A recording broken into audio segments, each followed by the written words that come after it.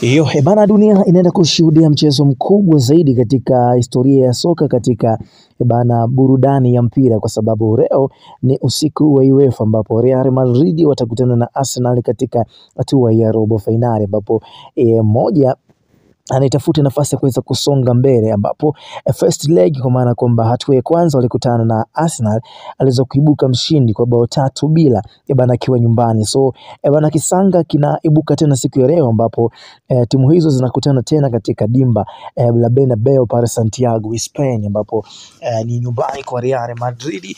So nini ambacho kitaenda kutokea usiku wa leo ndio kitu pekee ambacho amekuwa kikisubiri zaidi. So vikosi vya timu zote mbili tayari vimeshaweza kutoka, kwa upande wa Real Madrid na upande wa Arsenal nao wametoa kikosi chao.